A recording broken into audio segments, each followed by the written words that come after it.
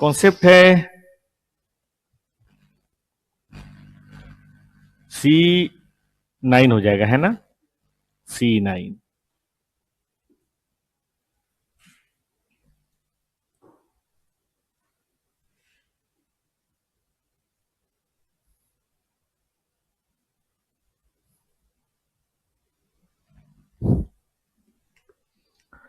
Determination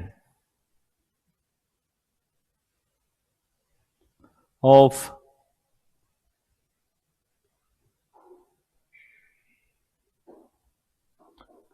purchase consideration,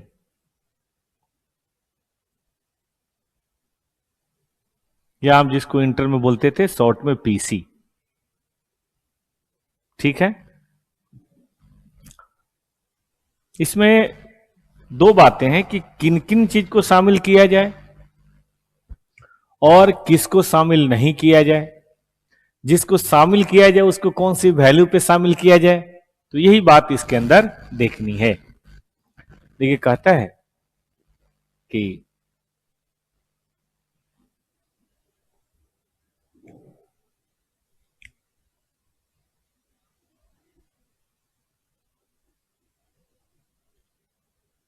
consideration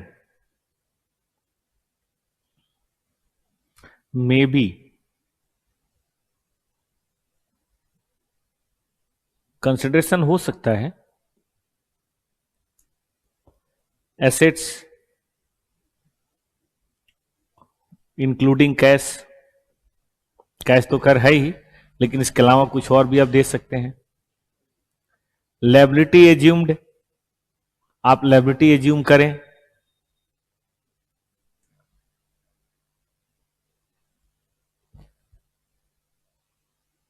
या आप equity interest यानी कि इक्विटी शेयर आप इशू करें। तो अगर डिवेंचर इशू किया, प्रेफरेंस शेयर इशू किया तो इधर आ जाएगा, और अगर इक्विटी शेयर इशू किया तो इधर आ जाएगा। लेकिन मेजरमेंट कौन सी वैल्यू पे करनी है, तो कहता है shall be measured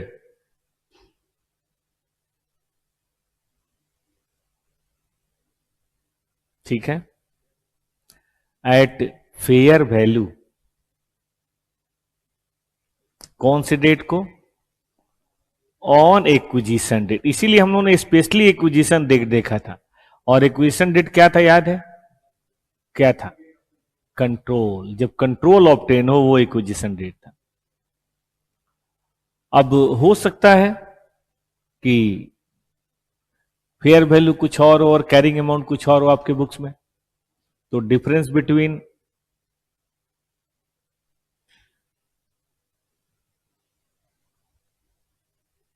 fair value and carrying amount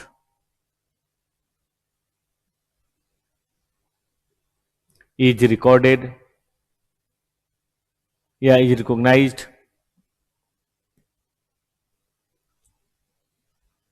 as gain और loss in a statement of PL.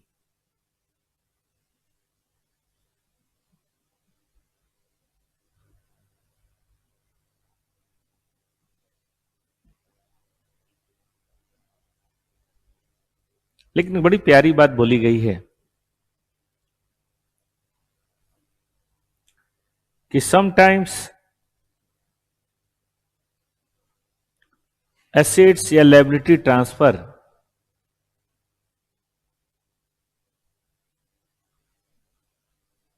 To a query may remain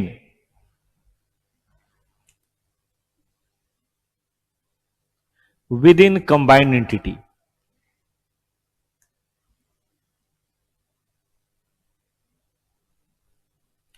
after business combination।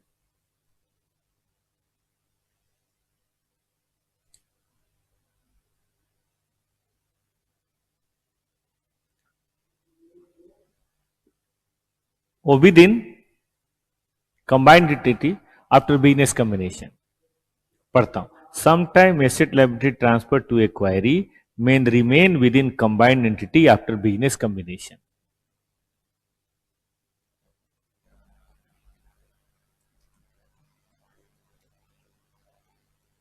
Therefore, मैं इसके लिए पहले बता दूं, इसे मान लीजिए ये है एक कंपनी ए, ये है कंपनी बी, हमने इसके बिजनेस को खरीदा, ठीक है, और बदले में हमने मान लीजिए कि कोई ऐसी चीज दी, कोई लैंड बिल्डिंग दी, कुछ प्लांट मशीनरी दी, वो ऑनर को नहीं दिया। एक तो होता है ऑनर, ऑनर को दिया वो तो अपने घर लेके चला जाएगा जो इसका ऑनर है, लेकिन वो चीज बी में एज ए इन्वेस्टमेंट रखी हुई है। मान लीजिए हमने शेयर दिया, बी में एज ए इन्वेस्टमेंट रखा हुआ है और बी का कंट्रोल हमारे पास आ गया, भले वो मर्ज नहीं हुआ, तो कि कहाँ प्रॉफिट हुआ? फिर तो हमने अपने ही घर में ट्रांसफर किया हुआ है, तो जब तक ऑनरशिप नहीं ट्रांसफर हो तब तक थोड़ा ना मानते हैं। अब तो ए भी हम ही और बी भी हम ही है, तो फिर वैसे केस में कहा गया कि द एक्वायरर, ये बहुत एक्सट्रीम केस है, ऐसा कभी होता नहीं है, लेकिन अगर मान लीजिए है तो रिमेन या रिटेन कंट्रोल ऑफ देम, ठीक है। तो ऐसे में देन मीजर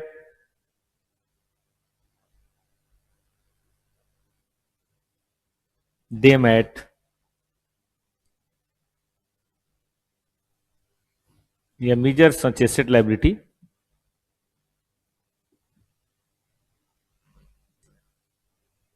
बताइए कौन सी प्राइस पे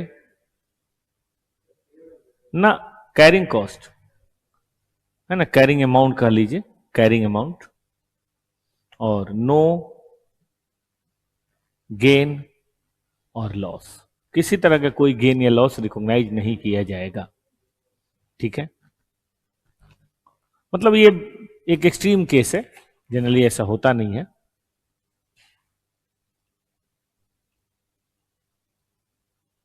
और एक और एक्सेप्शन है कि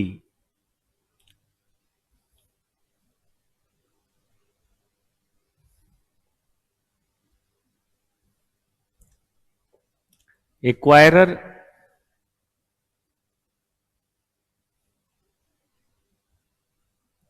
share based payment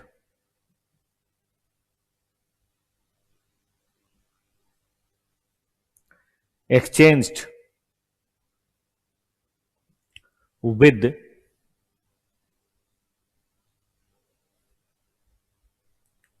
acquiree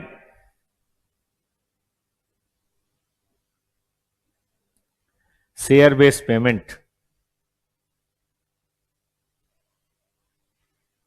of employee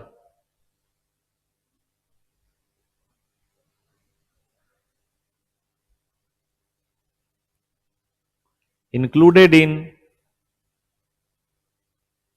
मैं लिखता हूं if included in PC to be valued as per Ind AS 102, कि अगर मान लीजिए ऐसा हो भी गया तो उसको fair value on the date of acquisition नहीं करना है। हमने 102 पढ़ा है, उसके अपने तरीके हैं, उस पोर्शन का वैल्यूएशन वैसे करना। तो हम पूरी पीसी की बात कर लेते हैं। पूरी पीसी में अगर कोई शेयर बेस्ड पेमेंट है तो वो 102 के अनुसार होगा, और अगर कोई एसेट का कंट्रोल आपने रिटेन कर लिया तो वो कैरिंग अमाउंट पे होगा, और बाकी का जो है वो fair value on acquisition date पे होगा। बड़ी सीधी बात है, ठीक है। ये है इसका concept.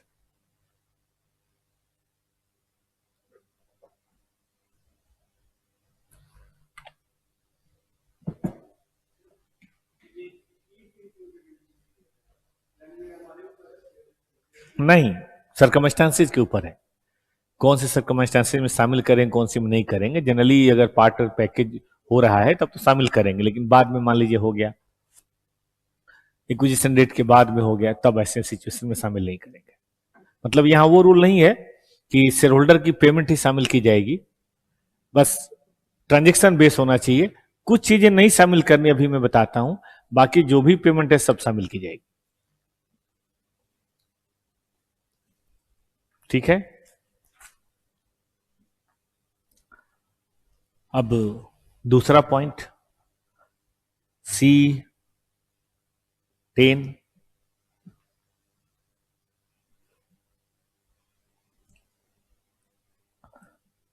PC valuation in step acquisition. ऐसा भी हमने कल पढ़ा था। देखो पहले से हम कुछ करके बैठे हुए 20% और बाद में हमने यहां पे ले लिया 40%, तो कंट्रोल तो यहां माना जाएगा, और अगर आपको याद हो तो डेट ऑफ एक्विजिशन भी यही माना जाएगा। ठीक है। तो एस कहता है कि देखो ये वाला पीसी जो है ना, वैसे तो आपने इसको फेयर वैल्यू पे दिखाया होगा खरीदते समय, क्योंकि आजकल इन्वेस्टमेंट फेयर वैल्यू पे दिखाते हैं। खासतौर पर इक्विटी इन्वेस्टमेंट तो होता ही फेयर वैल्यू पे है, अमोर्टाइज कॉस्ट पे तो होता नहीं है। लेकिन यहाँ की फेयर वैल्यू और यहाँ की फेयर वैल्यू में तो फर्क हो सकता है। तो आपको क्या करना है, इसे रीमीजर। मतलब यहां वाला तो जैसे करेंगे उसे करेंगे ही, इस वाले को भी रीमीजर करेंगे। तो चलिए इसको लिख लेते हैं।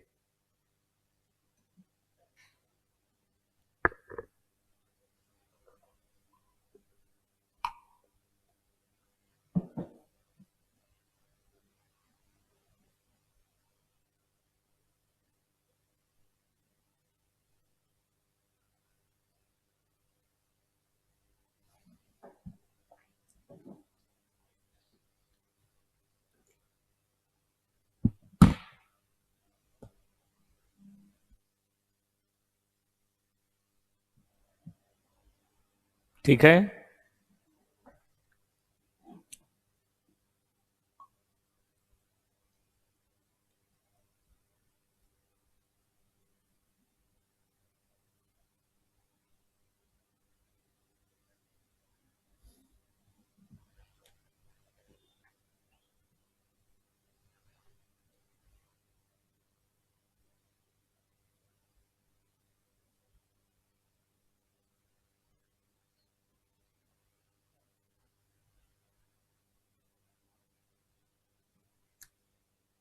शुरू करें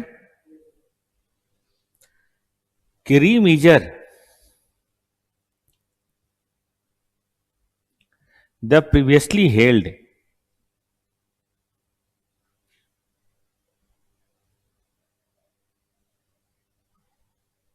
इक्विटी इंटरेस्ट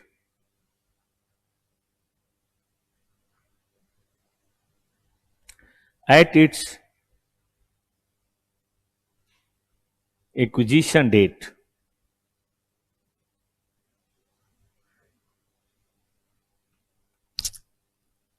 and recognize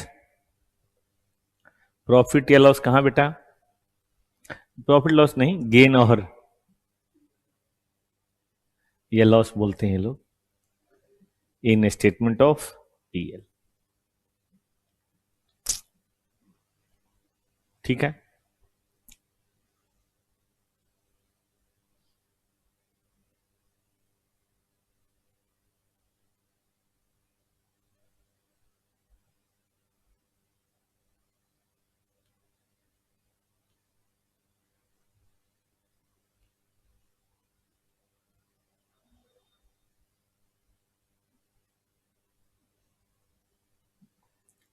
लेकिन दूसरा, but if such equity investment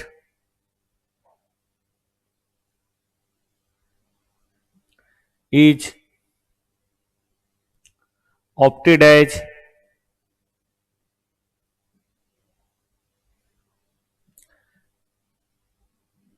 valuation method of fair value through OCI, याद होगा इंडेस 109, कि इक्विटी इन्वेस्टमेंट को हम ओसीआई में डिजाइनेट कर सकते हैं। अगर एक बार आपने डिजाइनेट कर लिया तो फिर वही होगा, ठीक है। It remeasurement gain, its remeasurement gain या loss is to be credited या रिकॉग्नाइज्ड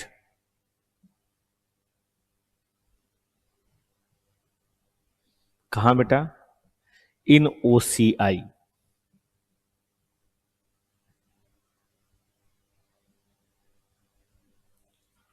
ठीक है, आप इसको ओसीआई में रिकॉग्नाइज करेंगे।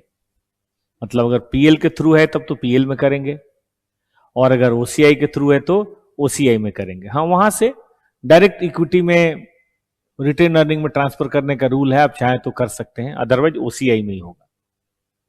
ठीक है, इसी तरह से ज्वाइंट कंट्रोल वगैरह है तो उसमें भी ऐसे ही करना है। तो एक बार फिर से बता दें, बेसिक तो यही है कि देखो जो मेजरमेंट करना है वो दोबारा करना है। जैसे मान लीजिए यहाँ 20% हमने 400 का या 300 का लिया था, अब 20% की वैल्यू आ रही है 500, तो 200 हम और करेंगे, और कहाँ डालेंगे इसको, पीएल में। लेकिन अगर ओसीआई में आपने कर रखा है तो हम जानते हैं एक बार जो ओसीआई में सिलेक्ट हो गया तो फिर ओसीआई में ही रहेगा, तो उसका प्रॉफिट लॉस भी ओसीआई में ही हम डालेंगे। ठीक है, कुछ चीजों को रियलाइज करने पे हटा देते हैं, जैसे री इन्वेस्टमेंट, सॉरी पीपीई का री इन्वेस्टमेंट रिजर्व अगर आपने ओसीआई में डाला है तो सेल होने पे वो डायरेक्टली प्रॉफिट लॉस में, सॉरी प्रॉफिट लॉस में नहीं जाता, डायरेक्ट रिटर्न अर्निंग में चला जाता है। लेकिन ये यही रहेगा, आप इसको जब बेचेंगे तब की बात अलग है। ठीक है, चलिए अब शुरू करते हैं। एक छोटा सा इलस्ट्रेशन बड़ा प्यारा है इसके ऊपर। 3 चीजें आज पढ़नी है बस, लेकिन 3 चीजें 4 घंटे में पढ़नी है।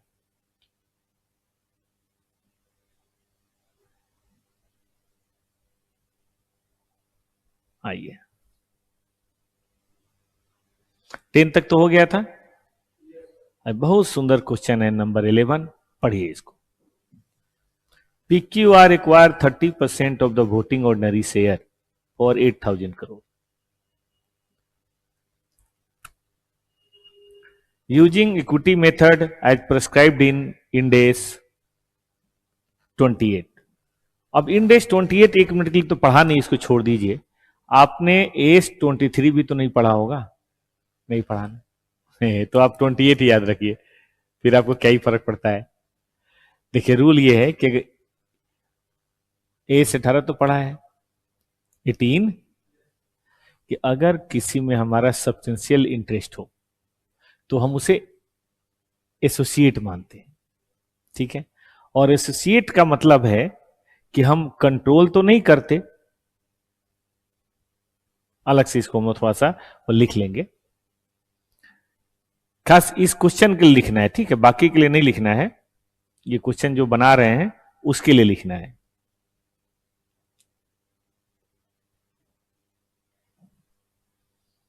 देखिए एसोसिएट हम पढ़ेंगे, इंड एस 28 अब आने ही वाला है, होल्डिंग कंपनी के साथ ही होता है कि जिसमें आपका सब्सटेंशियल इंटरेस्ट हो,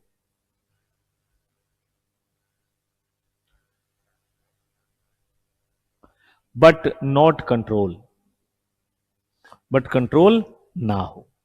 जनरली 20% के बाद जो होता है ना, 50% के बीच में, इसको बोलते हैं एसोसिएट, और 50 के जो बाद होता है उसको क्या बोलते हैं, सब्सिडी। तो मैं इस एसोसिएट की बात कर रहा हूं। इसमें क्या होता है कि हम पार्टिसिपेट तो करते हैं, participation right in operating and financial decision, लेकिन हाँ हमारा कंट्रोल नहीं है, इसी को क्या बोलते हैं दोस्त, एसोसिएट। ठीक है, participation right in operating and financial decision, इसको बोलते हैं एसोसिएट, या हम कह सकते हैं इन्वेस्टमेंट इन एसोसिएट। अब इसकी जो अकाउंटिंग होती है, इसकी अकाउंटिंग वैसे तो सेपरेट फाइनेंशियल स्टेटमेंट में तो वैसे ही होती है जैसे हमने 109 में पढ़ा कि फेयर वैल्यू पे दिखाओ, लेकिन इंड एस 28 में एक अलग मेथड है। इन कंसोलिडेटेड फाइनेंशियल स्टेटमेंट, या मैं लिख देता हूं, इसकी अकाउंटिंग है ना। चलिए एक एस और खत्म कर लिया 5 मिनट में, यही 28 में है। इंटर में तो एस 23 है, यहां पे इंडेस 28 है। इन सेपरेट फाइनेंशियल स्टेटमेंट जो होता है ना, बाकी तो वहां डिटेल पढ़ेंगे, लेकिन अभी बता देते हैं। एज पर इंडेस 109, वो फेयर वैल्यू थ्रू ओसीआई या फेयर वैल्यू थ्रू पीएल, जैसे आपको मन करे वैसे करिए, ठीक है। लेकिन इन कंसोलिडेटेड फाइनेंशियल स्टेटमेंट एक इक्विटी मेथड चलता है, और यहां पे तो चूंकि हमें कंसोलिडेटेड वाला ही चाहिए होता है। इक्विटी मेथड में क्या होता है दोस्त, कि इनिशियली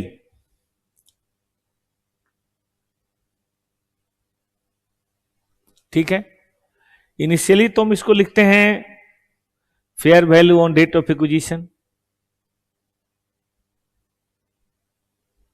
ठीक है। लेकिन उसके बाद जैसे जैसे वो कमाता जाएगा ना, उसके डिविडेंड बांटने का वेट नहीं करेंगे। शेयर इन,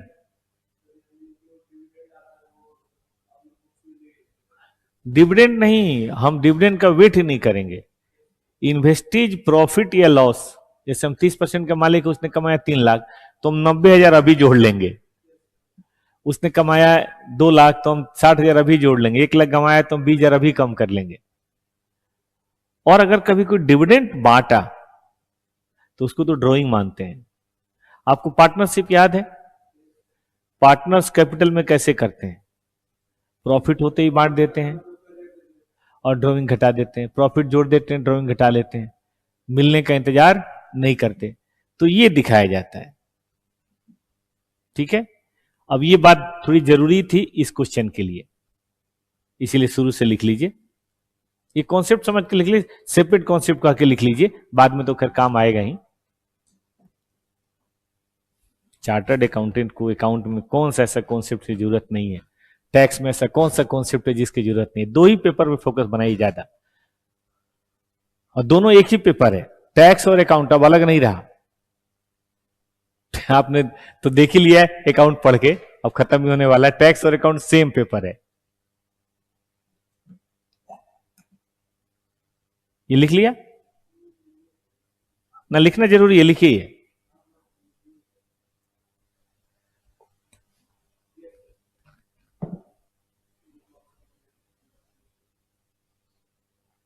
ये बैकग्राउंड चाहिए था असल में ना, ये 103 और 110 एकदम रिलेटेड है। आपको पता भी नहीं चलेगा कब 103 खत्म हुआ, कब 110 चालू हो गया। ये 15 दिन का बाजार है लेकिन हाँ, लेकिन एकदम मस्त है। और एग्जाम में तो आप देख ही रहे हैं, 30 नंबर तो कम से कम है ही, कम से कम।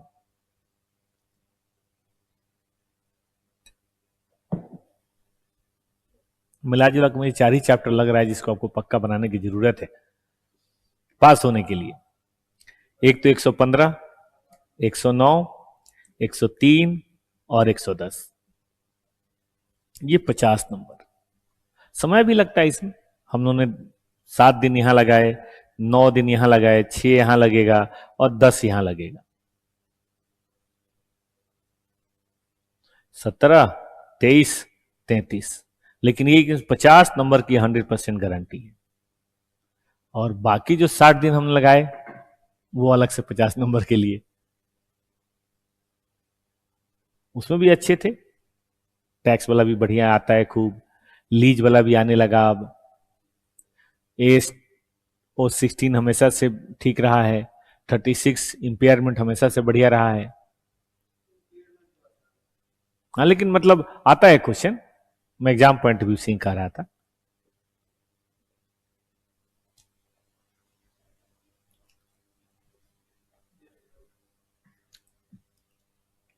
चलें, अब इस क्वेश्चन को पढ़िए तो आपको ज्यादा अच्छा लगेगा, पहले पढ़ना ठीक नहीं था। देखिए 30% है, इसका मतलब ये मेरा एसोसिएट है और इसीलिए हमने इक्विटी मेथड लगा रखा है। On this date recognise the share in net asset changes using equity method. तो देखिए हमारी कॉस्ट कितनी है बेटा, 8,000, लेकिन हमने शेयर इन प्रॉफिट लॉस भी रिकॉग्नाइज कर रखा है, हमने कोई एक्सचेंज और डिफरेंस वो भी कर रखा है, रिवोल्यूशन रिजर्व में शेयर वो भी कर रखा है, तो ये टोटल हो गया 850। तो बोलिए आज हमारी बुक वैल्यू कितनी रही होगी, 8,850, क्योंकि हम तो जो भी होता है इसमें ऐड ऐड ऐड करते चले गए होंगे। अब 2 साल में किया हो, 4 साल में किया हो, जब भी किया हो, ठीक है। अब आइए 1 अप्रैल 2002 यानी कि 1 साल के बाद रिमेनिंग 70% हमने खरीदा 25,000।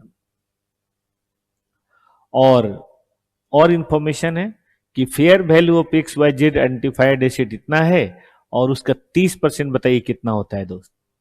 तो अगर ये पहले वाला डाटा नहीं भी दिया होता तो भी हम निकाल लेते। आपको इस कॉम्बिनेशन की अकाउंटिंग करनी है, ठीक है। तो मैं करके दिखाता हूं।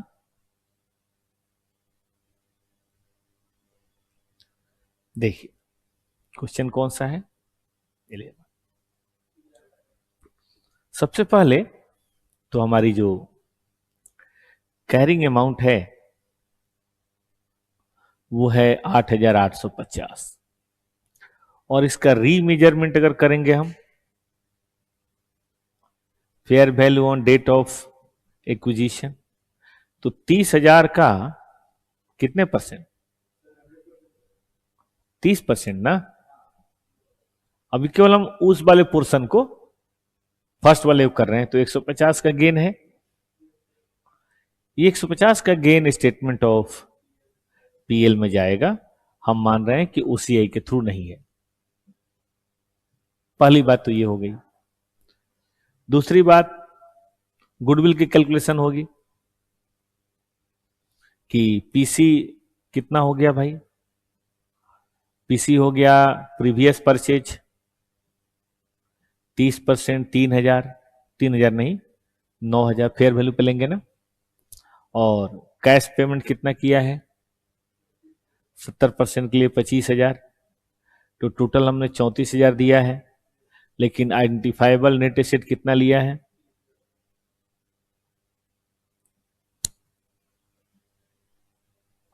तो गुडविल कितना है। चलिए 2 बातें लिखिए फिर मैं बताता हूं।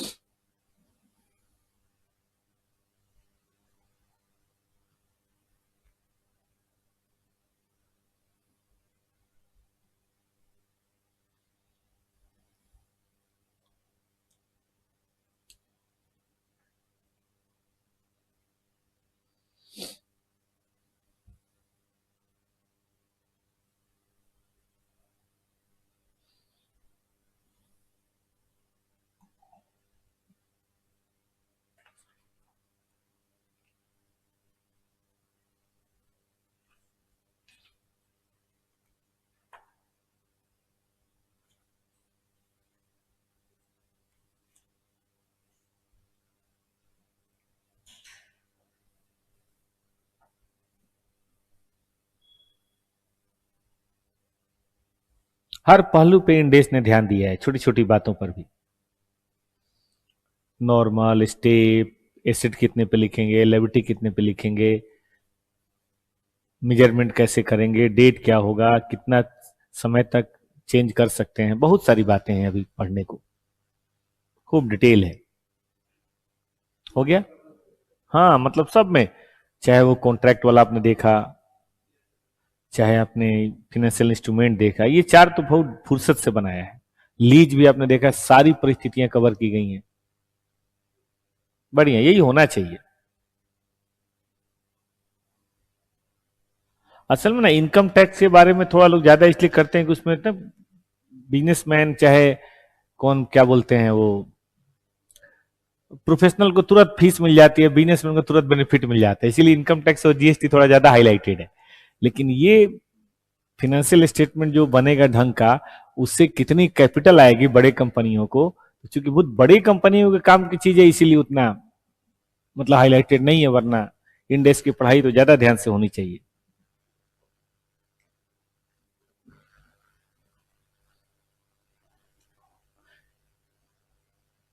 एफएम और इंडेक्स ये दो बड़ी कंपनियों में जॉब या प्रैक्टिस करने के लिए बहुत जरूरी है। इनकम टैक्स कहीं बैठ जाइए, कोई दिक्कत नहीं, जीएसटी कहीं बैठ जाइए, लेकिन ये भी तो देखिए जीएसटी और इनकम टैक्स में कंपटीशन कितना है। वकील भी तो करते हैं, नॉन सीए भी तो करते हैं, नॉन वकील भी तो करते हैं, लड़के भी तो करते हैं, कंपटीशन भी तो बहुत है। चलें, अब देखिए जब वो रियलाइज हो गया तो कौन सा है ये, शेयर इन एक्सचेंज डिफरेंस, जो ओसीआई में था will be reclassified in statement of PL, चला जाएगा पीएल में, ₹100 करोड़। और चौथा शेयर इन रिवोल्यूशन रिजर्व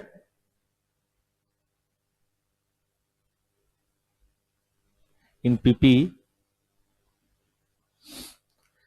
जो हमने दिखाया था इन ओसीआई, वो पीएल में तो नहीं जाता, लेकिन डायरेक्टली ट्रांसफर टू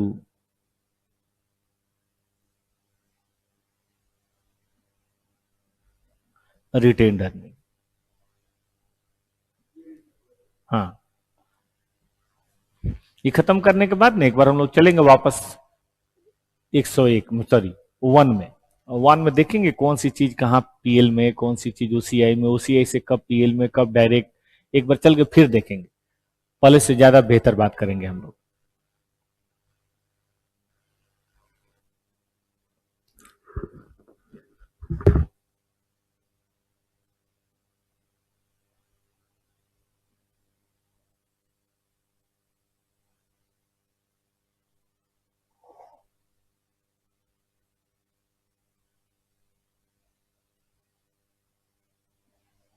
तो हम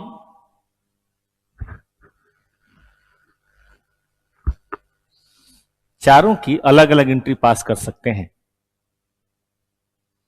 कैसे, मैं जनरल एंट्री यहां दिखाता हूं, आप नीचे लिख लीजिएगा।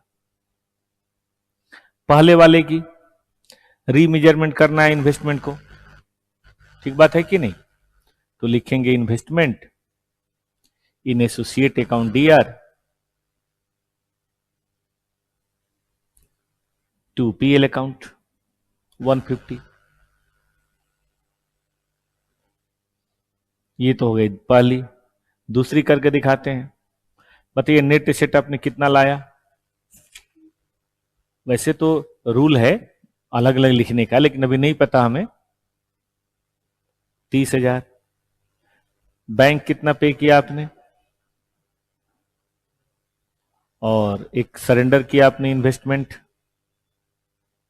इन एसोसिएट, वो तो बेकार हो जाएगा ना, अब वो तो हमें कैंसिल करना पड़े, कंपनी बंद हो रही है। नहीं, 9,000 हो गया ना,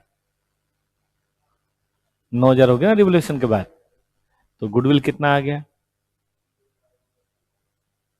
गुडविल आ गया 4,000। ये तो आपने वहां भी पढ़ा है इंटर में।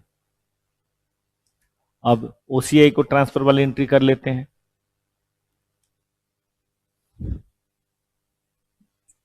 Exchange difference in OCI to PL, revaluation reserve in OCI to retained earning. तो ये 4 एंट्री आप चाहें तो कर लीजिए, चारों को इफेक्ट देने के लिए मैंने बता दी। नीचे लिख लीजिए, कोई बात नहीं, 1 2 3 कर दीजिएगा, आपको खुद ही आइडिया हो जाएगा।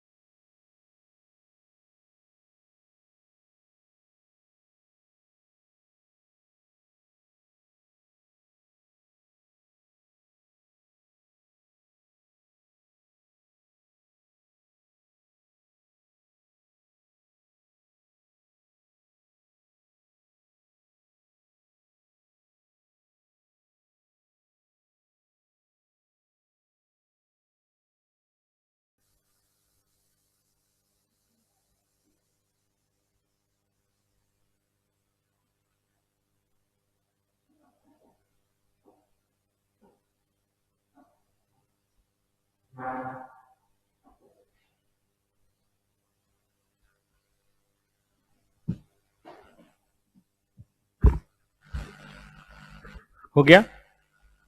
चलिए, अब मैं यहां देख रहा हूं इन्होंने एक ही में सारा लपेट दिया है। ये देखिए, सारा जनरेट एक ही में पास कर दिया है। ये भी, ये भी, ये भी, ये भी और ये भी। मजे की बात, 50 यहां और 100 यहां। हमने 4 कर लिए, कोई दिक्कत थोड़े नहीं, ठीक है।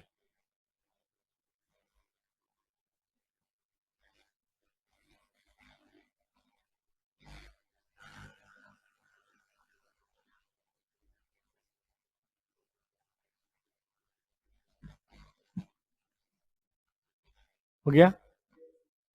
तो अब चलिए आगे बढ़ते हैं। अब अगली बात के लिए थोड़ा कॉन्सेप्ट जरूरी है।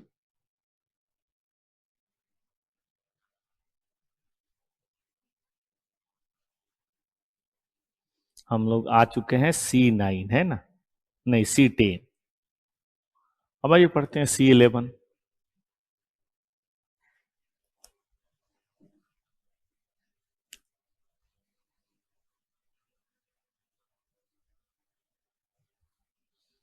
चला जाए।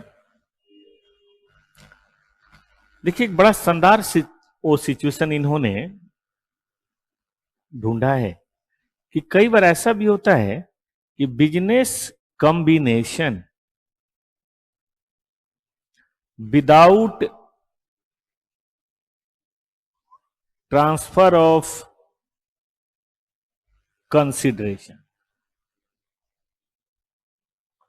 आप कहें सर ऐसे अपना बिजनेस कौन दे देगा? तो देखो इसमें होता क्या है कि बेसिकली कोई किसी को अपना बिजनेस देता नहीं है, बस अपना कंट्रोल शेयर करते हैं ताकि और अच्छा कमा सकें। जैसे मान लीजिए कंपनी ए है और कंपनी बी है। कंपनी ये बड़ी अच्छी है, मार्केटिंग में सब कुछ बढ़िया है, ठीक है। तो बी ने इससे अप्रोच किया, कहा कि हमें अपने साथ मिला लो भाई, इसे बड़े सीए फर्म के साथ छोटे सीए फर्म नहीं मिल जाते। लेकिन ए और बी दोनों रहेंगे, इनके शेयर होल्डर भी आ जाएंगे, इनके शेयर होल्डर भी आ जाएंगे, बस फर्क ये होगा कि इनके शेयर होल्डर 20% होंगे और इनके शेयर होल्डर 80% होंगे। तो कंट्रोल किसके पास है? पैसा कोई नहीं दिया, बस अपने एसेट लायबिलिटी ट्रांसफर करी, उसके एसेट लायबिलिटी ट्रांसफर कर नई कंपनी में हमारे पास 80%। तो कंट्रोल आ गया विदाउट कैश। तो ऐसी सिचुएशन में अब कैसे काउंटिंग करें? कैश तो गया नहीं। तो देखिए कहता है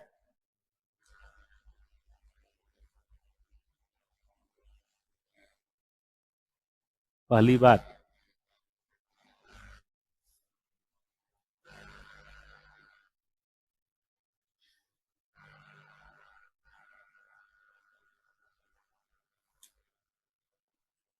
NCI will be 100%, ठीक है।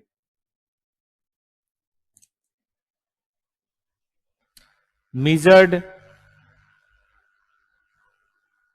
as per fair value on the date of acquisition, छोटा कर देते हैं, fair value on date of acquisition. ये याद रहेगा ना, डेट ऑफ एक्विजिशन।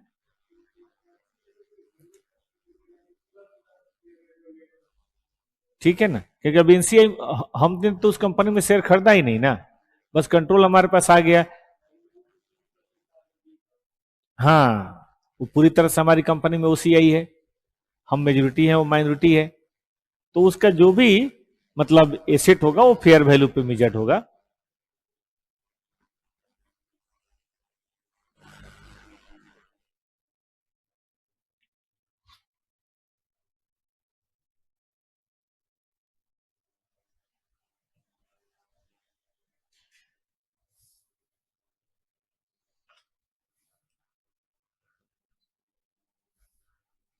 और जो डिफरेंस है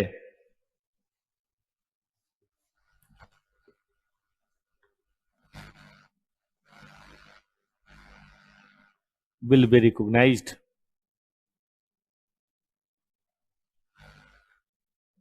एज गुडविल। एक्सट्रीम केसेस में कभी हो जाए तो कैपिटल रिजर्व भी, वरना गुडविल।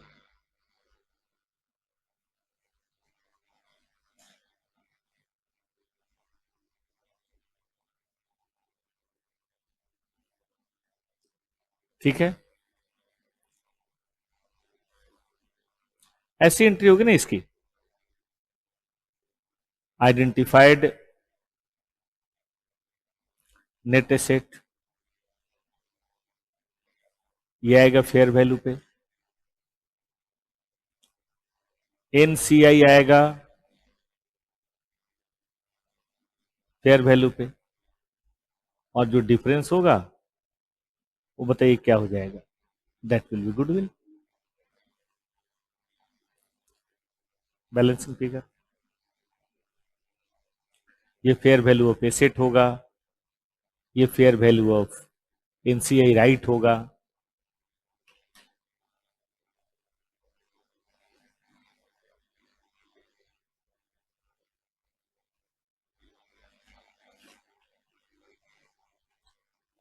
छोटा सा केस है, कभी आ जाए तो काम आएगा, नहीं आए तो कोई बात नहीं। हाँ हाँ, आइए आइए।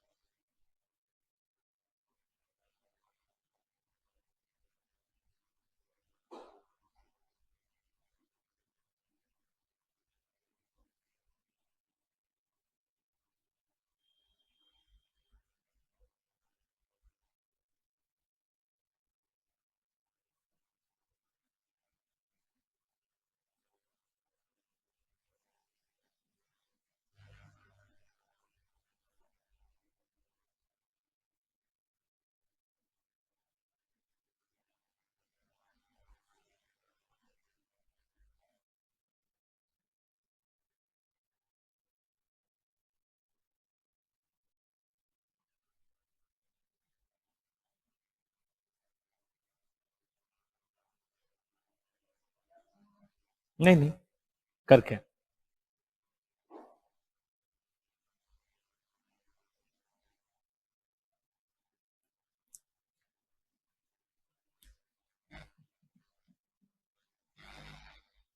ठीक बात है।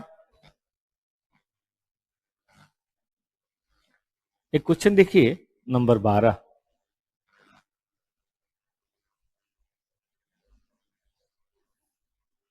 पढ़िए।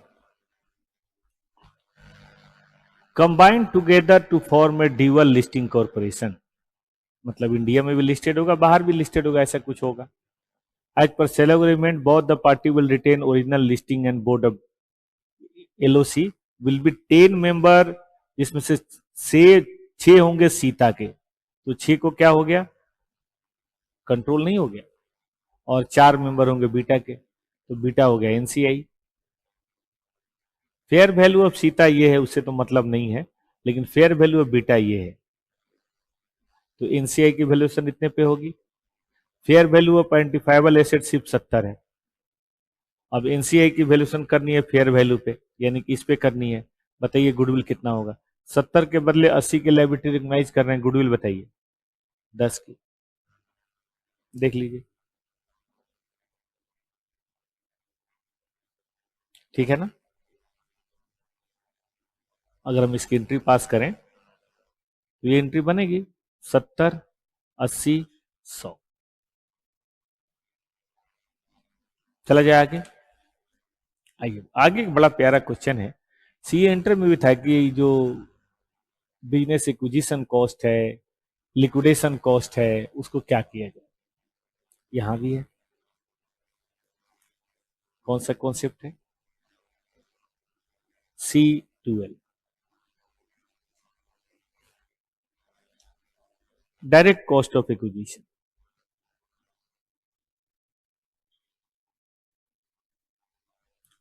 Direct cost of acquisition.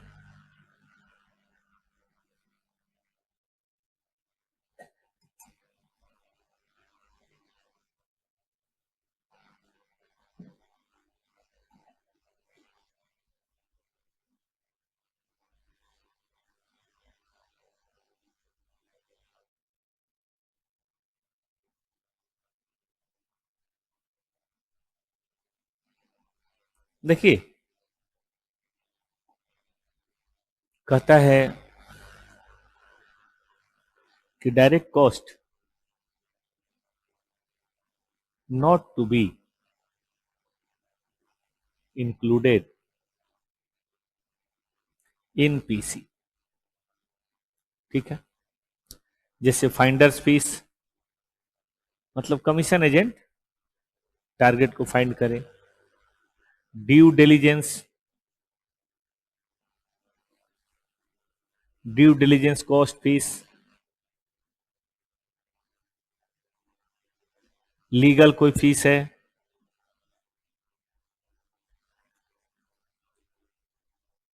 Investment broker की फीस है,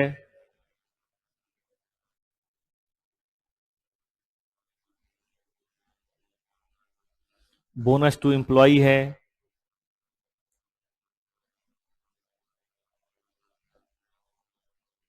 ये सब पार्ट एंड पार्सल नहीं होंगे। ठीक है,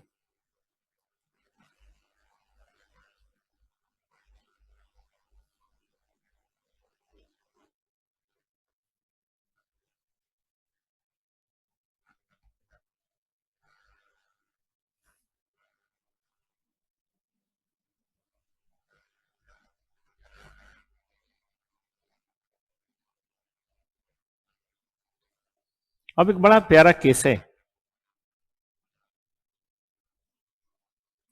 कि मान लीजिए लैंड एंड बिल्डिंग खरीदा एक्विजिशन में और उसमें स्टाम्प ड्यूटी लग रही है,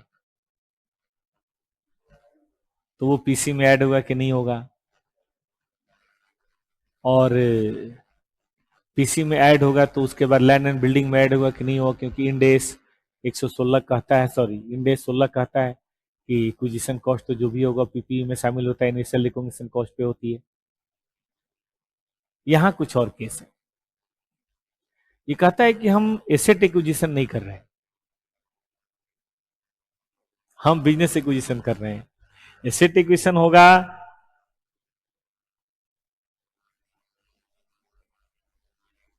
तब तो इंडेस 16 लगेगा और इसको हम ऐड कर देंगे in cost of land and building, या लैंड या बिल्डिंग जो भी होगा। लेकिन ये एसेट एक्विजिशन तो हो ही नहीं रहा, यहां तो रहा बिजनेस एक्विजिशन। और बिजनेस एक्विजिशन भी वैल्यू बढ़ाने में कैसे काम है? लैंड एंड बिल्डिंग वो जितने की थी आज भी उतने की है, वो तो फेयर वैल्यू पे ऑलरेडी हम वो लिख ही रहे हैं। और कोई भी चीज़ फेयर वैल्यू पे लिखी जाती है तो आपने पढ़ा होगा कॉस्ट ऑफ एक्विजिशन तो ऐड करते नहीं है। ये बात हमने एग्रीकल्चर एसेट में भी पढ़ा था, वो इन्वेस्टमेंट प्रॉपर्टी में भी पढ़ा था। तो फिर ऐसे में इसको expensed in year of occurrence in PL. ये बहुत प्यारा केस है।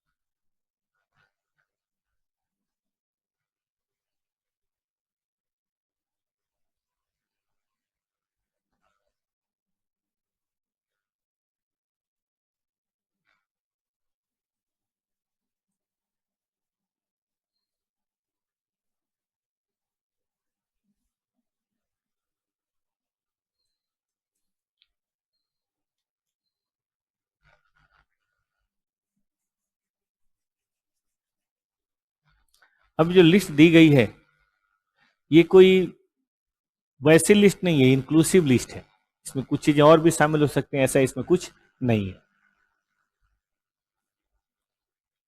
बट इसमें ये कह रहा है कि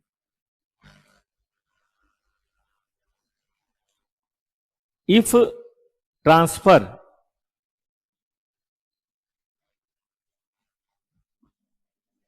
फीस इज पार्ट ऑफ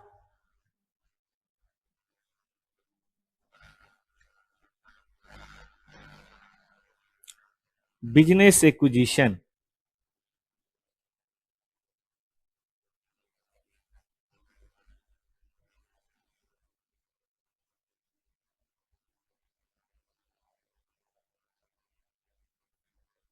या बिजनेस कॉम्बिनेशन ट्रांजेक्शन।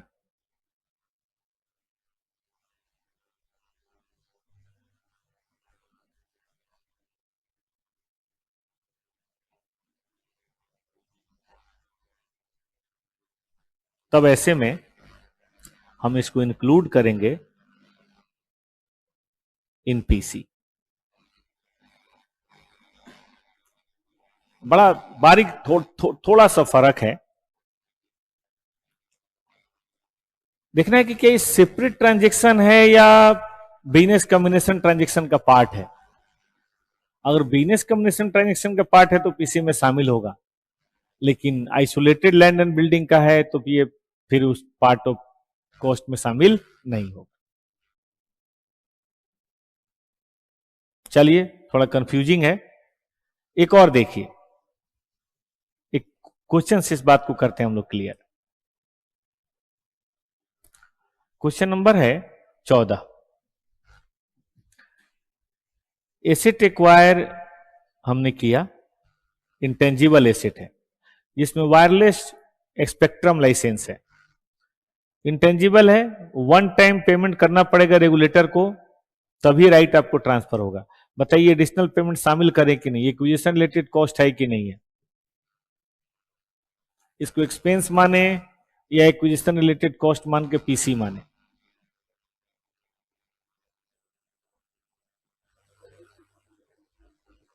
हाँ, इसको हम एक्विजिशन रिलेटेड मानेंगे, उसके बगैर एक्विजिशन होगा ही नहीं। आप नहीं पे करेंगे तो फिर बात कैसे बनेगी। ठीक है,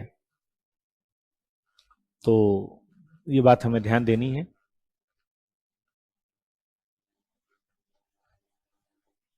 right has been acquired separately, तब तो हम इंटेंजिबल में कर देंगे, लेकिन यहां तो पेमेंट ट्रांजैक्शन कॉस्ट है और ये एक्विजिशन रिलेटेड कॉस्ट है, और इसीलिए हमें इसे इन्होंने एक्सपेंस की मुखालत की, नहीं ऐड नहीं करने को बोला है। पढ़ते हैं पूरा। Acquisition cost incurred effect not part of business consideration. ठीक है, कोई भी ऐसा कॉस्ट जो इनकर किया है to effect business combination not part. Acquisition related cost और cost to acquire the effective combination cost, ये सब चीजें तो हमने पता लगाया था नहीं करनी है ना। Include cost of maintenance, cost of issue of share debenture, account for question related cost and expense in the period incurred with one exception। the cost of issue of share debenture को 109 के अनुसार करना है। अब ये कहता है payment of regulator represent transaction cost, और ट्रांजेक्शन कॉस्ट है तो इसे एक्सपेंस मानना है।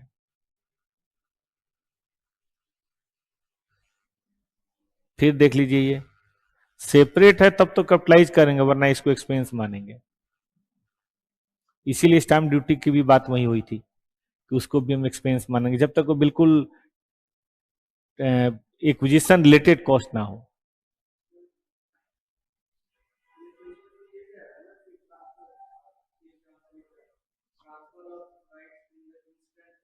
हाँ हाँ,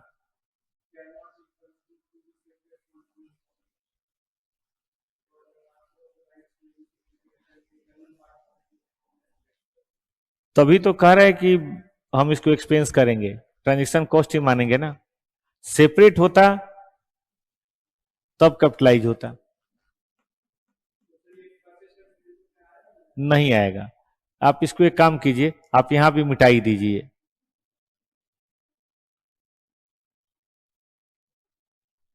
दो ही चीज रखिए, तीसरे में कंफ्यूजन हो रही है। अगर ये सेपरेट है तब तो ऐड कीजिए इंटेंजिबल में, टेंजिबल में जहां ऐड करना है। बिजनेस इक्वेशन है तो एक्सपेंस के रूप में डाल दीजिए। ठीक है, आइए एक और बढ़िया बात पढ़ते हैं। ये कौन सा था, C13।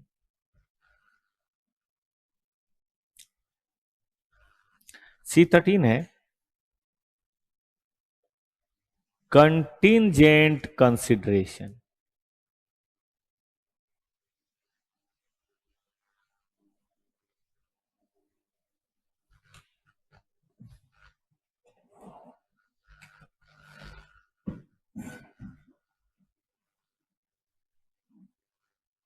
ठीक है,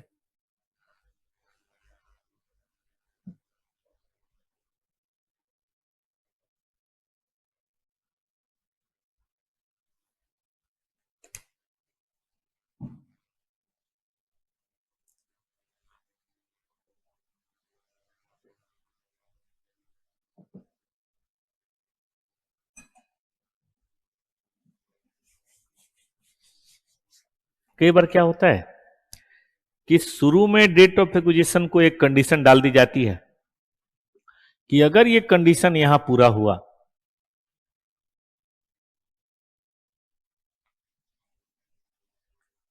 तो बताइए हम क्या करेंगे। हम आपको कुछ एक्स्ट्रा पैसा देंगे, पीसी देंगे। पीसी अभी भी नहीं देंगे, पीसी कब देंगे, जब कंडीशन पूरी होगी, एडिशनल पीसी देंगे। अब प्रॉब्लम होती है कि हमें यहां पे अकाउंट फॉर करना है।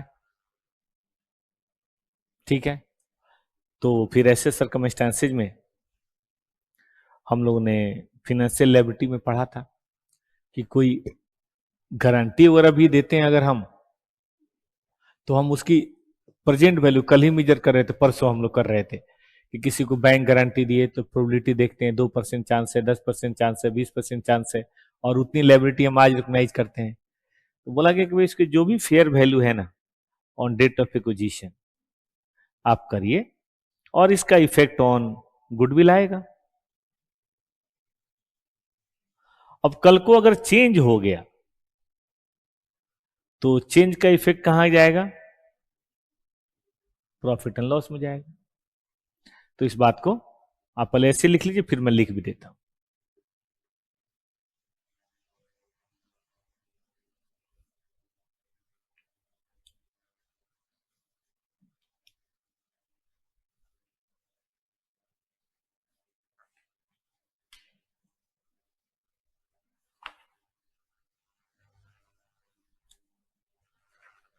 अरे ये क्या हो गया भाई,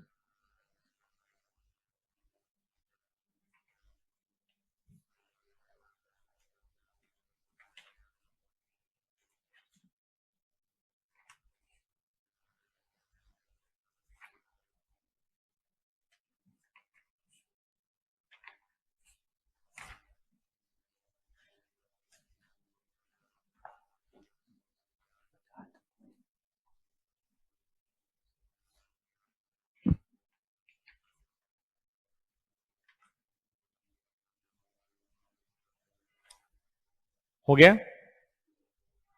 .1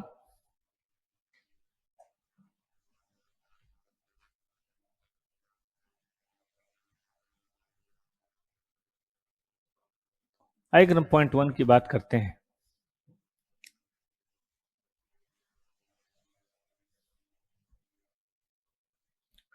recognise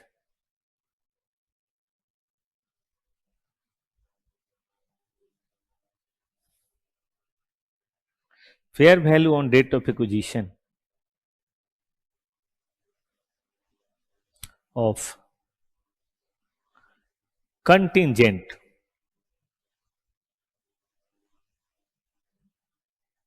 consideration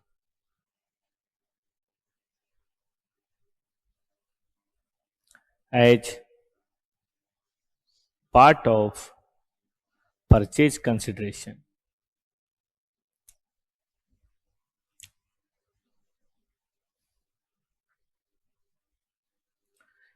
Classify it as liability और इक्विटी इंस्ट्रूमेंट जैसा भी है। ठीक है,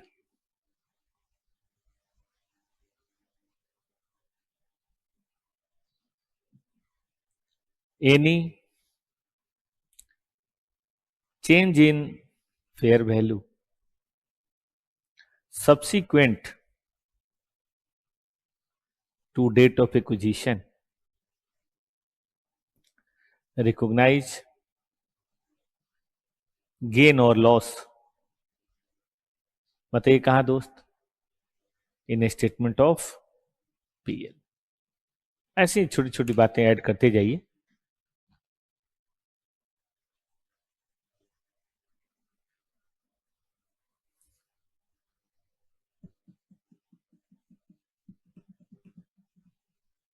आज ऑडिट की क्लास तो नहीं होगी है? सर ने आज इंटर वाली क्लास रखी है ऑडिट की, अभी है यहीं पे है।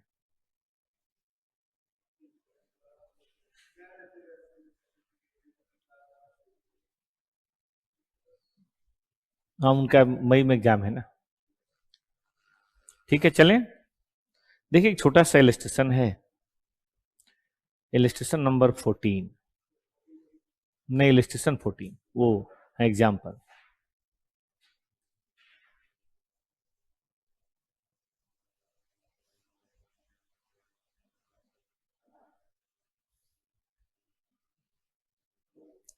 कहता है कि कैश है,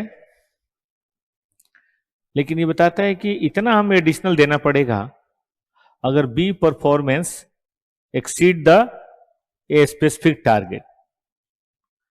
अब on the date of acquisition हम समझ रहे हैं कि 15 मिलियन होगा और बाद में बहुत लोअर हो गया, तो यहां बताइए क्या करेंगे हम? 15 मिलियन की फाइनेंशियल लायबिलिटी हम मान लेंगे। ठीक है, अब कल को अगर मान लीजिए कोई प्रॉब्लम हो जाती है, कोई दिक्कत हो जाती है, तो कमी बेसी वो कहाँ हम रिकॉग्नाइज करेंगे? और रीमेजर करेंगे जब लेस प्रोबेबल होगा तो, और रीमेजर करके उसको प्रॉफिट एंड लॉस में ट्रांसफर कर देंगे। ठीक है, अब आइए, हम लोगों ने स्टेप्स की बात की थी और स्टेप्स में हम लोगों ने पहला करा था हु इज एक्वायरर, कर लिया। दूसरा व्हेन बिजनेस इज एक्वायर्ड। तीसरा क्या लिखा था? अब बात करेंगे एसेट्स एंड लायबिलिटीज। ये तो दूसरा स्टेप तो हम लोगों ने कल ही कर लिया था। आज जो भी पढ़ा है वो बेसिकली पीसी पढ़ा है। पीसी तो पढ़े तो उतने समय से हम लोग कि पीसी कितना माने, क्या माने और क्या ना माने। अब चलते हैं तीसरे स्टेप की तरह कि भाई ये जो पीसी हम दे रहे हैं वो किन एसेट लायबिलिटी को दे रहे हैं, किन एसेट लायबिलिटी को हम रिकॉग्नाइज करें। एक तो उसकी टाइमिंग का ध्यान देंगे हम, और एक उसके अमाउंट का ध्यान देंगे। तो लिखिए C14, यह है हमारा step number 3, recognition of assets and liability of acquiree।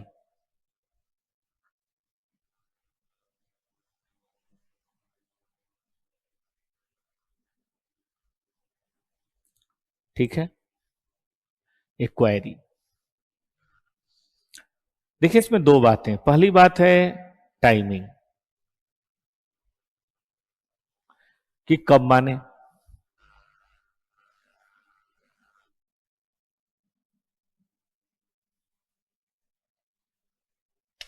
जिसको हम कई बार बोलते हैं रिकॉग्निशन। ये है इसका पार्ट ए। कहता है on date of acquisition recognise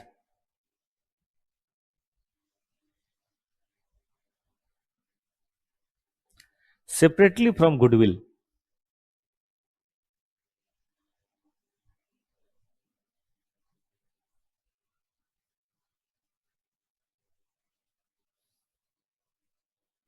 the identifiable assets acquired,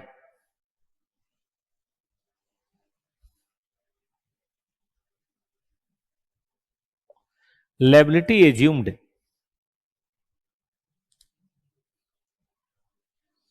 और एनसीआई। अगर है, आपने पूरा खरीद लिया तो कोई बात नहीं, एनसीआई। तो गुडविल तो खैर अलग है, गुडविल के अलावा जितने भी आइडेंटिफाइबल एसेट्स हैं, लायबिलिटीज हैं, इनको आपको करना है। इसके लिए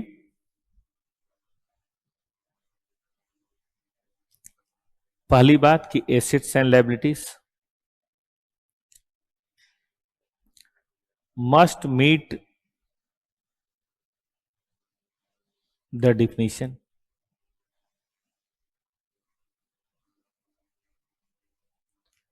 of assets and liabilities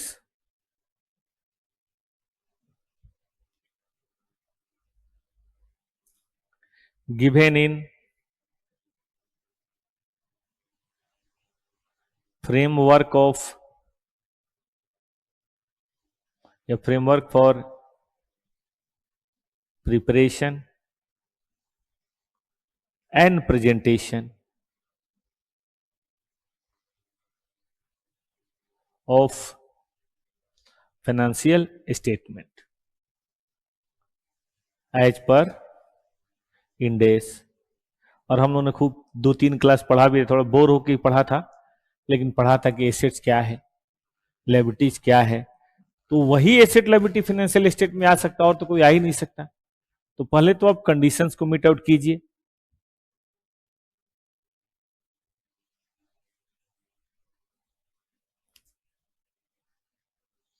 जैसे मान लीजिए किसी एम्प्लॉय को हटाना है, तो उस पर कुछ कॉस्ट लगेगी, हम ऐसा एक्सपेक्ट कर रहे हैं, लेकिन ऑब्लिगेशन नहीं है कि आज से 2 साल बाद हटेगा तो हम उसको पैसा देंगे ही देंगे, तो फिर उसको लायबिलिटी नहीं भी मानिए आप। जब पैसा देंगे तब देखेंगे, हम एक्सपेक्ट कर रहे हैं कि ऐसा हो सकता है कि वो हटेगा तो हमें देना पड़ेगा, लेकिन ऐसी कोई अभी मतलब मेजरमेंट नहीं हो पा रही है, तो लायबिलिटी के डिफिनेशन को पूरा नहीं कर रहा। प्रोबेबिलिटी होनी चाहिए ना भाई लायबिलिटी के लिए, अब नहीं हो पा रहा तो हम नहीं करेंगे, जब होगा तब करेंगे। ऐसी कोई एसेट है, हमें नहीं लगता इसमें बेनिफिट होगा, इकोनॉमिक रिसोर्स आएगा तो फिर मत कीजिए, जब होगा तो देखेंगे। ये पहली बात है। दूसरी बात,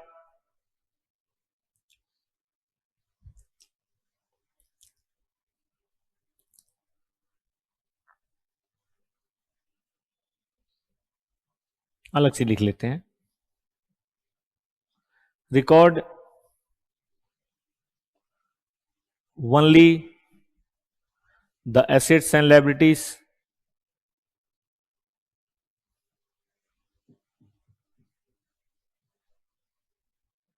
which has been have been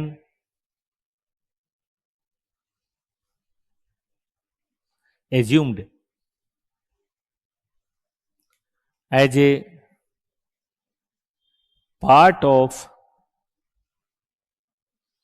business combination।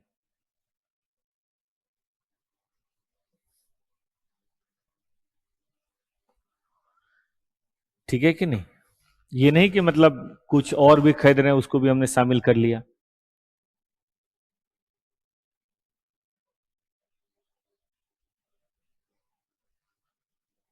हाँ, ये हो सकता है कि कुछ ऐसी एसेट है जो पहले रिकॉग्नाइज नहीं हो रही थी, लेकिन मेजरमेंट प्रिंसिपल्स के अंदर वो रिकॉग्नाइज होने के लायक है, उसको हम शामिल कर सकते हैं।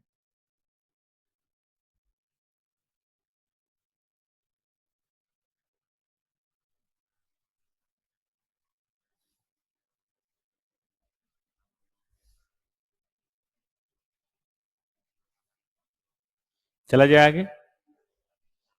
अब हम बात करते हैं बी, और बी है मेजरमेंट प्रिंसिपल। मेजरमेंट प्रिंसिपल ज्यादा है, इसका एक और कॉन्सेप्ट ही बना दे, ये हटा देते हैं, ठीक है। रिकॉग्निशन के बाद हम करते हैं नंबर 15, और वो है measurement principle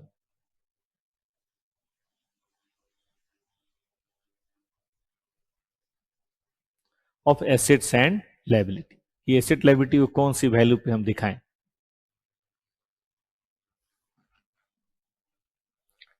सबसे पहला बेसिक रूल है कि मेजर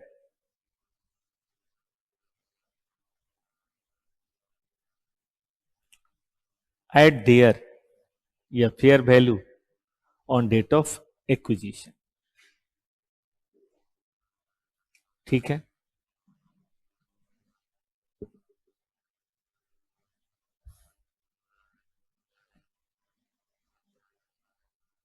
इसका कुछ एक्सेप्शन है, वो एक्सेप्शन ही बहुत ज्यादा है।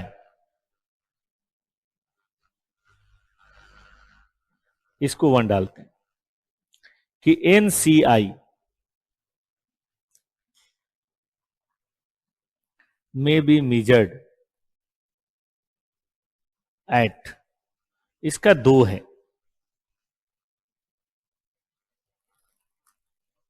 फेयर वैल्यू ऑफ NCI या हम कह सकते हैं value of equity, market rate वगैरह से भी हो सकता है। और दूसरा proportionate share in identifiable net asset. ये इसमें ऑप्शन है, हालांकि बेकार ही है, कोई एक होना चाहिए था। कहने का मतलब है कि अगर शेयर की मार्केट वैल्यू के हिसाब से आ रहा है 300 करोड़ और इनका परसेंटेज है सपोज करो कि 20%, नेट एसेट्स है लेट सपोज 2000, अब 2000 का 20% कितना होगा? 400 करोड़। तो अब आपकी मर्जी, हम दोनों में से कोई भी ले सकते हैं, कोई कंडीशन अटैच नहीं है। ठीक है,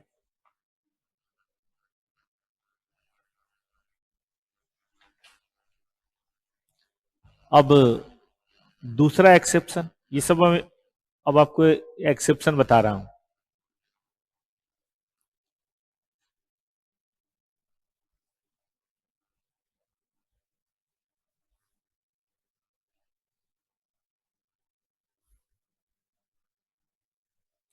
ये जो एक्सेप्शन है ये सिर्फ बिजनेस कॉम्बिनेशन के लिए है। हो सकता है आपका कोई एस कुछ और कहता हो, तो बिजनेस कॉम्बिनेशन अगर एक्विजिशन डेट की अकाउंटिंग हो रही है तो यही वाला प्रिंसिपल लागू होगा, अदर एस की रिक्वायरमेंट लागू नहीं होगी। Exception will apply on acquisition date of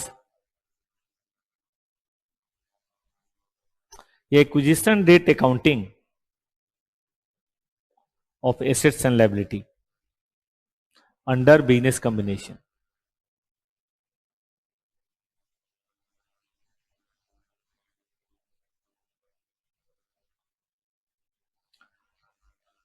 यहां लिख लीजिए ओनली। ठीक है, may be different from applicable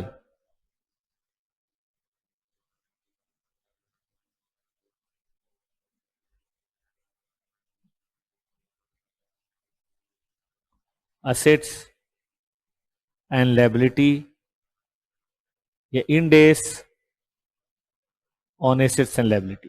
हो सकता है इंडेस 16 कुछ और कर रहा हो, यहां कुछ और लिखा हो सकता है इंडेस 116 कुछ और कर रहा हो, यहां कुछ और हो, 38 कुछ और कर रहा हो, यहां कुछ और हो। तो यहां क्या हमें बात करनी है? ठीक है, पहला एक्सेप्शन हम लोग ले रहे हैं कंटिजेंट लायबिलिटी, ठीक है। हमने पढ़ा है पॉसिबल ऑब्लिगेशंस को बोलते हैं, या प्रेजेंट ऑब्लिगेशन हो लेकिन इकोनॉमिक रिसोर्सेज का आउटफ्लो ना होने की उम्मीद हो, या उसका मेजरमेंट नहीं हो सकता, हम उसकी बात करते हैं। लेकिन हमने यहां पे पढ़ा कि जब हम कंटिजेंट लायबिलिटी वगैरह ले रहे हैं तो जिसका भी मेजरमेंट कर लेते हैं उसको हम रिकॉग्नाइज कर ही लेते हैं।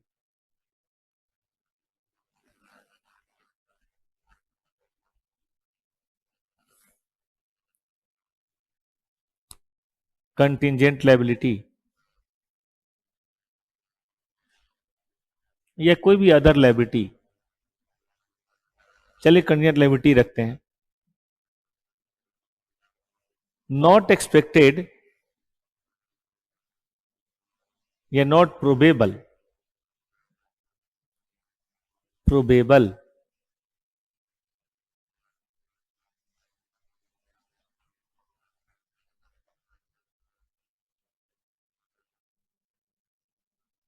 Of future outflow but can be measured, probability में थोड़ा सा मेजरमेंट कर सकते हैं, मतलब एस्टिमेटेड 50% से कम ही चांस है लेकिन एस्टिमेट हो सकता है। याद रखिए वहां हम लोग 50% से कम होता था तो नहीं लेते थे, लेकिन यहाँ हैज टू बी रिकॉग्नाइज। 1% हो तो भी, 2% हो तो भी, क्योंकि ये इंडेस 109 में तो था कि कोई गारंटी वगैरह दे रखा हो तो उसको रिकॉग्नाइज करना है, तो उस प्रिंसिपल पे यहाँ पे है। वैसे हमने क्या पढ़ा है कि प्रोबेबल हो तभी मानना है, प्रोविजन नहीं मानना है तो बस केवल डिस्क्लोज कर देना है। लेकिन यहाँ ऐसा नहीं है, आपको मेजरमेंट इसका करना है। फॉर एग्जाम्पल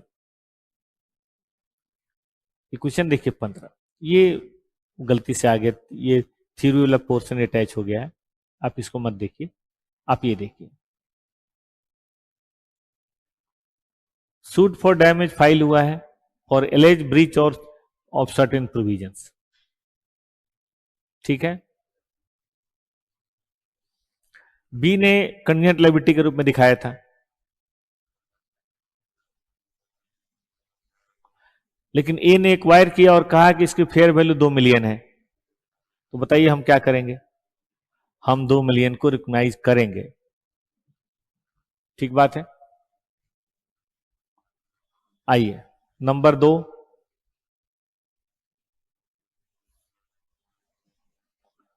आइडेंटी आई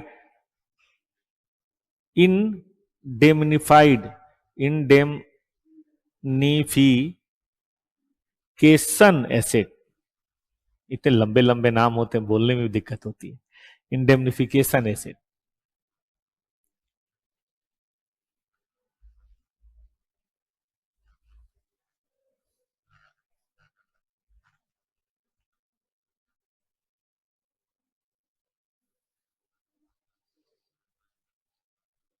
देखिए बोला गया है कि आप इसको रिकॉग्नाइज करेंगे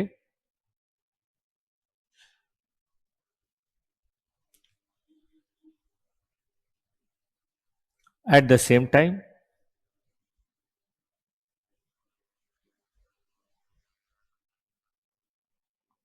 as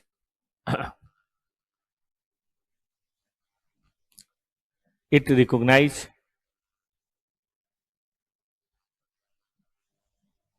indemnified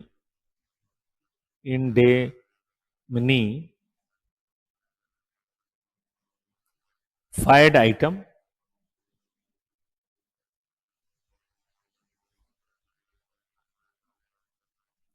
measured at same basis।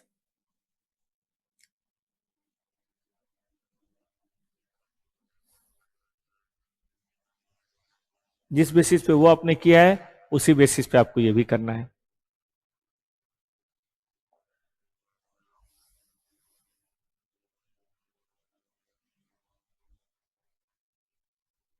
देखिए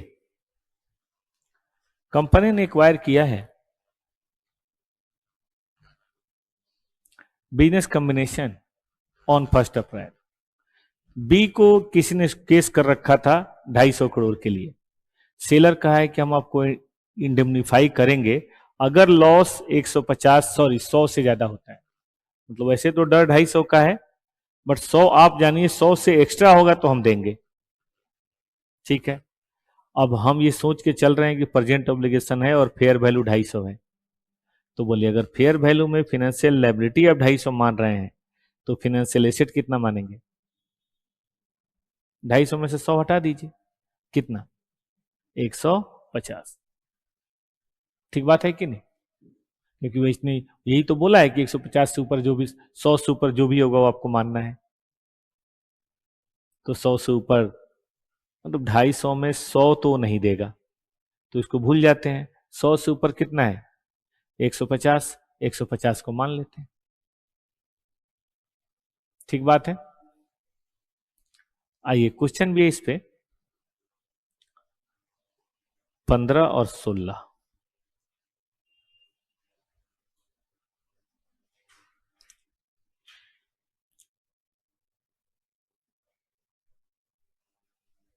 पढ़िए। एक ब्रिवरेज कंपनी है। At the time of acquisition defendant in a court case, ठीक है, हम डिफेंडेंट हैं। Certain customer alleged that it product contain pesticide in excess of permissible limit that cause health damage. 2 crore के लिए सू किया गया है, और अगर कोई प्रॉब्लम होती है तो एक्स वाई जेड कहता है if any up to the amount of 1 crore. ठीक है, अप टू द का मतलब क्या होता है कि जितना होगा। अब 70 के चांस है, तो बोलिए हमें एसेट कितना मानना चाहिए? 70 की फिनेंशियल लायबिलिटी मान लेते हैं, तो 70 का ही फिनेंशियल एसेट मानेंगे, क्योंकि जब आने मतलब उम्मीद 70 की है तो हमें भी 70 ही मिलेगा। दूसरा, अगर मान लीजिए इसी केस में फेयर वैल्यू 120 है, तब बताइए। नहीं, अप टू 1 करोड़ है ना, 1 करोड़ से ज्यादा तो मान ही नहीं सकते ना। हाँ, तो 1 करोड़ का एसेट ले लेंगे। ठीक है, सही है। एक और चलिए,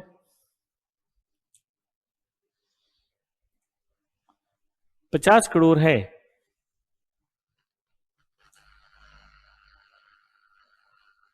containing fibre glass and name time class section इनके ऊपर है। एक्स वाई जेड कहता है कि हम आपको आइडेंटिफाई करेंगे अगर कोई प्रॉब्लम होती है तो, लेकिन कहां तक करेंगे? सिर्फ 10 करोड़ तक। ठीक है, क्लास सेक्शन कोई डैमेज नहीं बताता और पास्ट एक्सपीरियंस कहता है कि 1 करोड़ ईच हो सकता है, but they are often settle for small amount. Assessment कहता है कि due to potential variance in outcome contingent liability को रिलायबली हम मेजर नहीं कर पाएंगे। नहीं मेजर पार कर पाएंगे तो रिकॉग्निशन तो होगा ही नहीं। तो जब लायबिलिटी आप नहीं मेजर करेंगे तो क्या एसेट मेजर कर सकते हैं? जब लायबिलिटी नील है तो एसेट भी नील, क्योंकि रूल यही है कि जब लायबिलिटी होगी तभी एसेट होगा, वरना नहीं होगा। ठीक है, और आगे आइए। चौथा,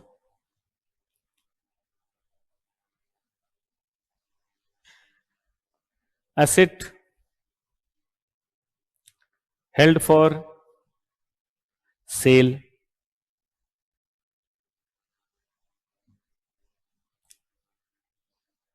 तो एसेट हेल्ड फॉर सेल का तो हम जानते ही हैं, एच पर इंडेस 105 at fair value less cost of disposal, यही रहेगा ना।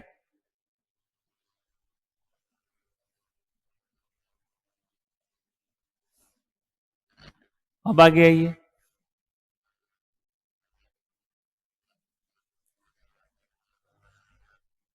रीएक्वायर्ड राइट, या चलिए पहले ये कर लेते हैं। इनटेंजिबल एसेट, इसी में प्रॉब्लम है। देखिए टेंजिबल एसेट तो दिखता है, प्रॉब्लम तो इंटेंजिबल एसेट की है कि वो अदर देन गुडविल होना चाहिए।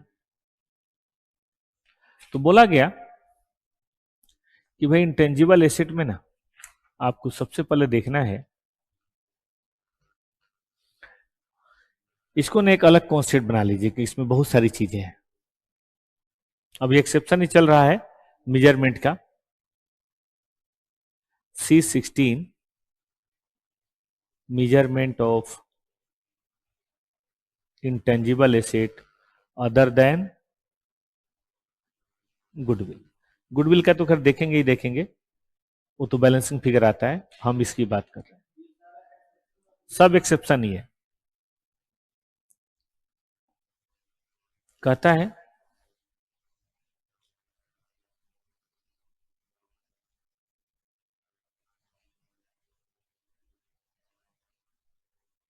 रिकॉग्नाइज, पहली वाली तो बात थी कि भाई एसेट होना चाहिए,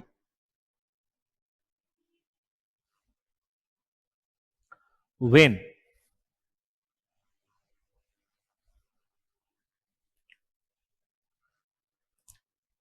एनी ऑफ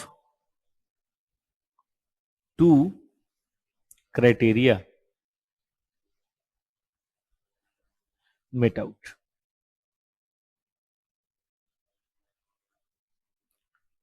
कौन सी दो क्राइटेरिया भाई? तो पहला है कॉन्ट्रैक्चुअल लीगल क्राइटेरिया,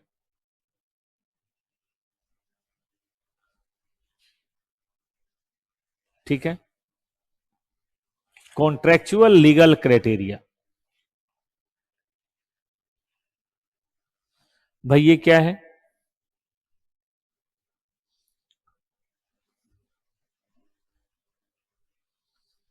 कि when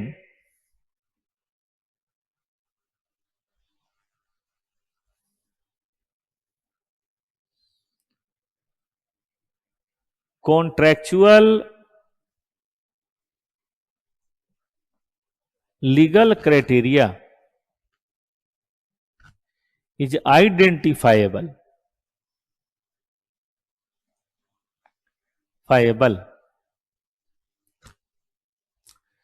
it will be recognized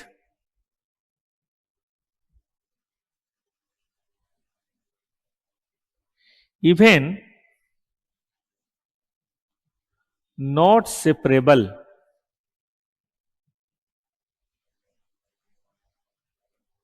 from other assets।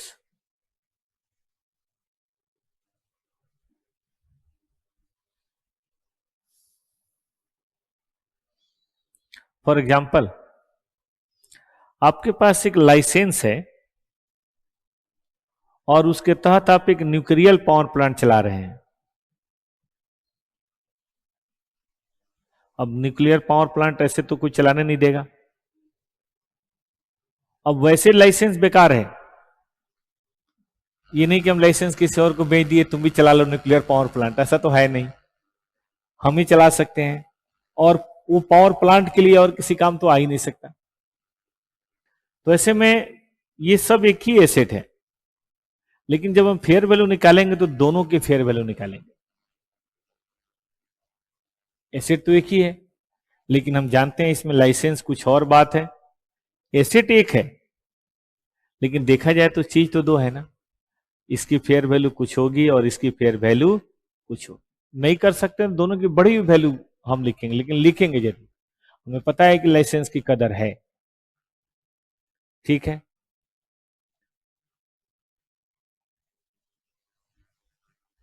एक दूसरा क्राइटेरिया है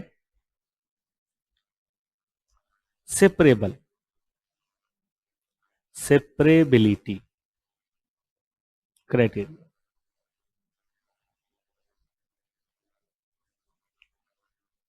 इस सेपरेबिलिटी क्राइटेरिया क्या है कि कोई भी ऐसी चीज intangible asset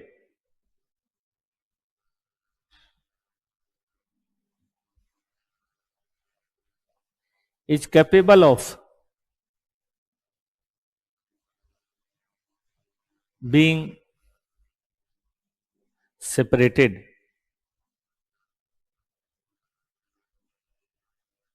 from a query.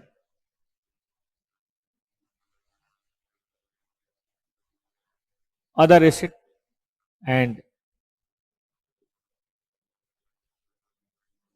can be sold, transferred,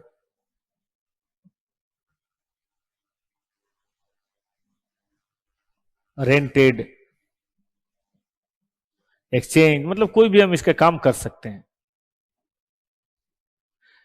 देखिए हमारा इरादा नहीं होना चाहिए कि हम उसको बेचेंगे बेचेंगे, हो सकता है हमारा इरादा नहीं है कभी बेचने का, लेकिन अगर वो सेपरेबल है तो फिर हम उसको अलग से करेंगे ही करेंगे।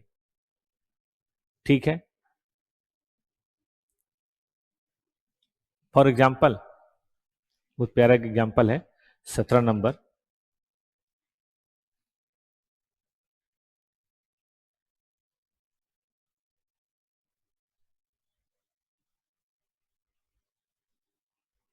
ये पढ़िए, कस्टमर और सब्सक्राइबर लिस्ट है,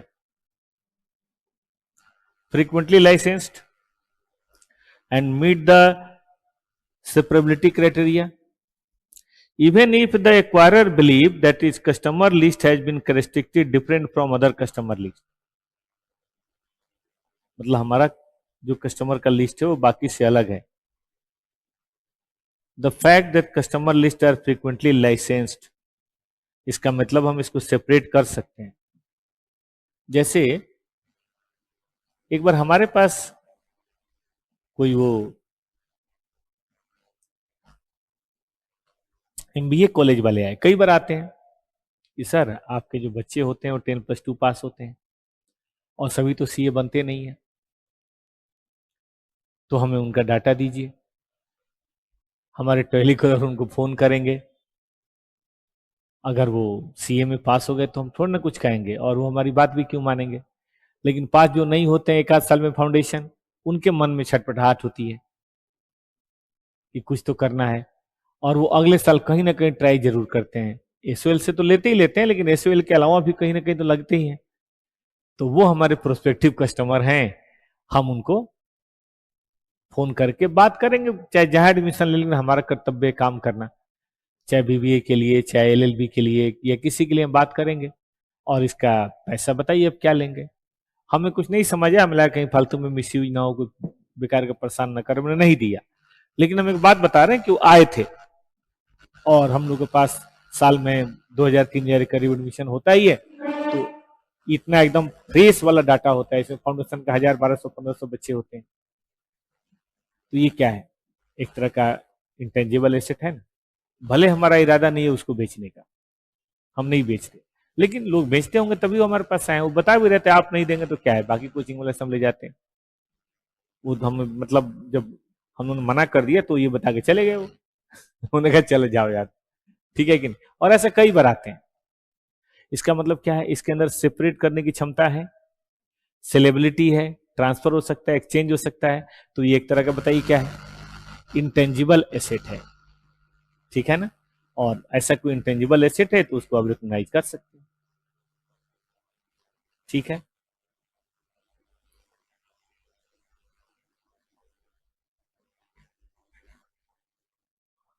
आगे आइए,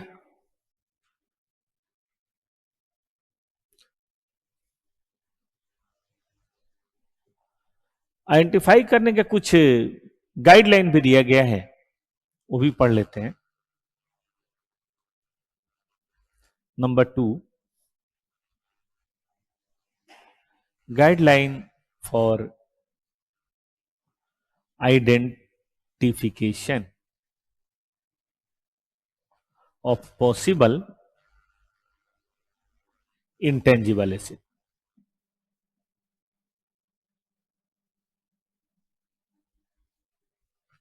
ठीक है।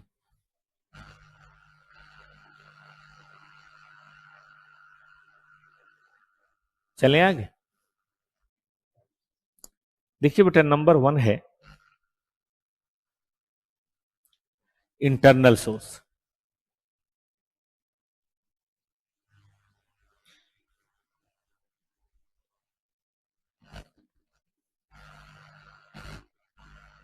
Significant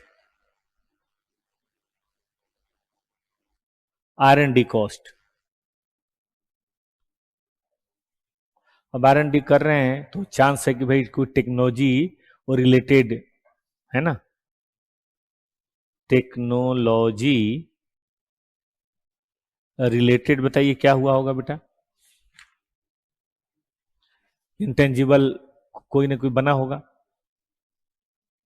significant marketing cost,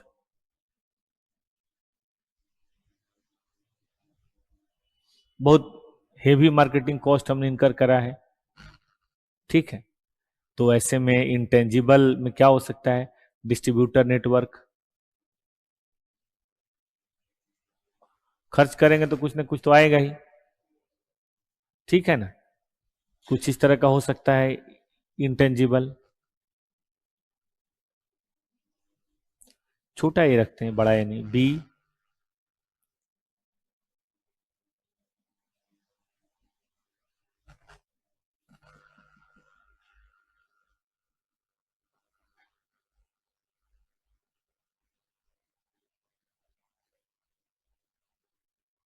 purchase agreement.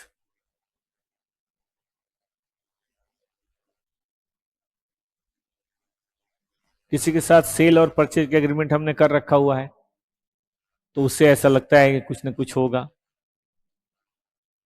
Purpose of acquisition, ये बड़ा इंपॉर्टेंट है। जैसे कई बार ना सर्विस कंपनी को आदमी खरीदता है। अब सर्विस कंपनी को आप खरीदते हैं ना तो बेसिकली आप ब्रांड वगैरह में इंटरेस्टेड होते हैं, वर्क फोर्स में इंटरेस्टेड होते हैं। वरना जैसे मान लीजिए कोई सैलून की सीरीज है, आप सैलून की सीरीज आप परचेज कर रहे हैं। अब सैलून की सीरीज तो आप भी बना सकते हैं, उसमें कौन सी बड़ी बात है। 2-4 लाख रुपए पर सैलून लगेगा, बन जाएगा। 10 लगाना है तो 1 करोड़ रुपए में बन जाएगा। लेकिन क्या चलेगा आपका? चलेगा तो वही जो पहले से नोन है, जहां लोग जाते हैं, ठीक है कि नहीं। तो जहां लोग जाते हैं उस सैलून का आप देख लीजिए। तो पर्पस से भी कई बार आइडिया लग जाता है कि हम क्या कर रहे हैं और क्या नहीं कर रहे हैं, ठीक है। चलिए 1-2 क्वेश्चन देखते हैं, फिर थोड़ा ब्रेक लेते हैं। 1-2 क्वेश्चन देख लीजिए, छोटे छोटे हैं, इसी बात पे हैं।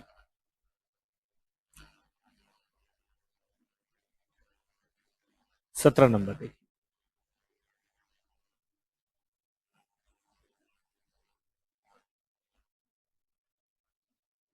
थोड़ी सी थ्योरी और है, फिर उसके बाद मेन काम शुरू हो जाएगा।